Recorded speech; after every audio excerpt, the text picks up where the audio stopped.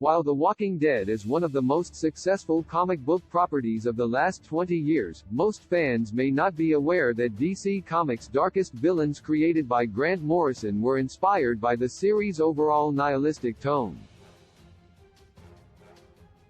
Those villains would be the Gentry, the existential threat facing the DC multiverse in the seminal crossover series The Multiversity. The Multiversity was in many ways Grant Morrison's ultimate statement on not just the characters of DC Comics, but all of superhero comics in general. Picking up threads left by their work on earlier DC event series like 52 and Final Crisis, The Multiversity was a series of interconnected one-shots, each with a different artist and taking place in one of the many universes in DC's multiverse. The story concerns all of these universes coming under attack by the Gentry, 5 beings of unimaginable evil intent on reshaping the multiverse in their own dark and twisted image.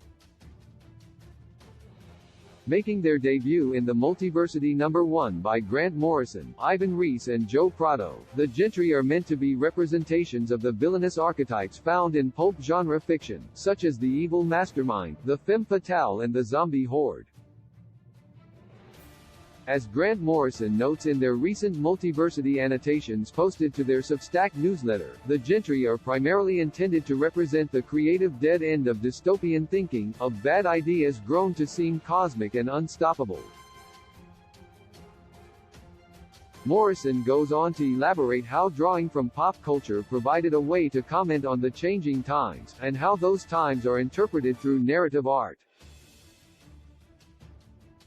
Says Morrison, "I was fascinated by the way the ethos of Star Trek, a vision of the human future as infinitely expansive, had its ideological counter in The Walking Dead's world of cancelled potential and existential futility." The Gentry, at their core, are that existential futility found in the world of The Walking Dead, where the world has already ended and the best that humanity can do is shamble through the aftermath.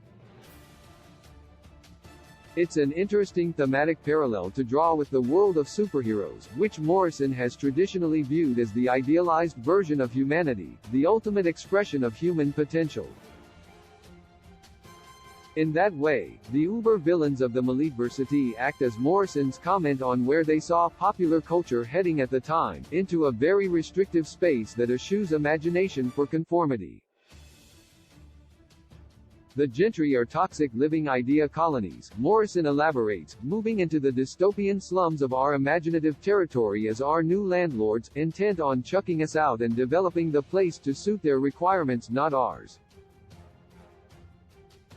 Ultimately, the superheroes of the DC multiverse are able to prevail, although not before learning that the Gentry are merely agents of another, bigger threat waiting in the wings, proving that the conflict of imagination versus conformity, and, by extension, art versus commerce, can never truly be won in any decisive fashion.